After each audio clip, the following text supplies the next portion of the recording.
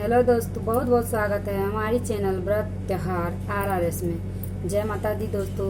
हम सप्ताह के 7 दिन 7 कथाएं और उनके नियम विधि सभी बताएंगे।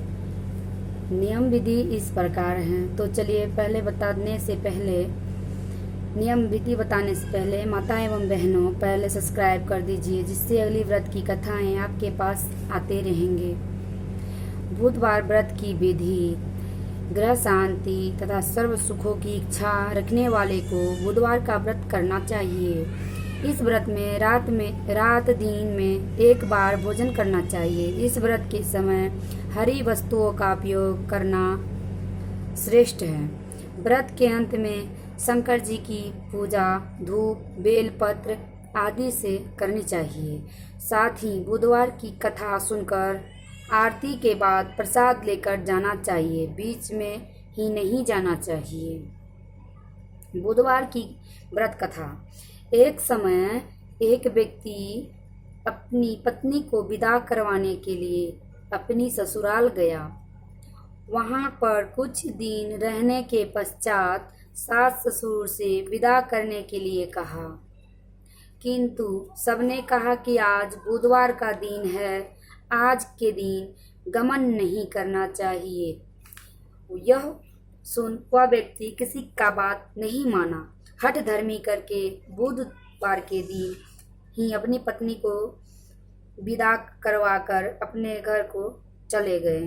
राह में उसकी पत्नी को प्यास लगी तो उसने अपने पति से कहा कि मुझे बहुत जोर से प्यास लगी है।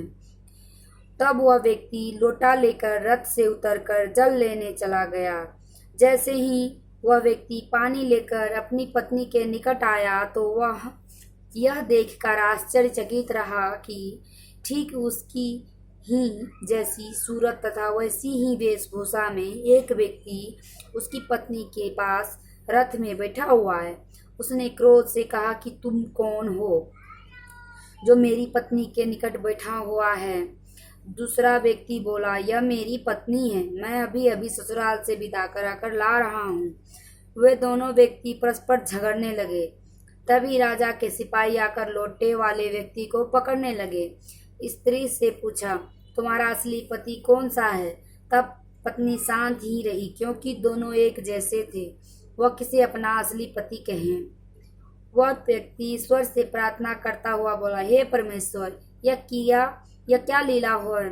किस सच्चा झूठा बन रहा है? तभी आकाशवाणी हुई, हे मूर्ख, आज बुधवार के दिन है, तुझे गमन नहीं करना चाहिए था, तूने किसी की बात नहीं मानी। यह सब लीला बुधदेव भगवान की है। उस व्यक्ति ने बुधदेव से प्रार्थना की और अपनी गलती के लिए क्षमा मांगी। तब बुधदेव जी अंतर्ध्यान हो गए।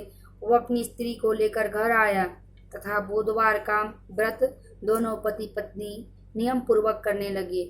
जो व्यक्ति इस कथा को श्रवण करता है तथा सुनाता है, उसको बुधवार के दिन यात्रा में कोई दोष नहीं लगता। उसको सब प्रकार के सुखों की प्राप्ति होती है।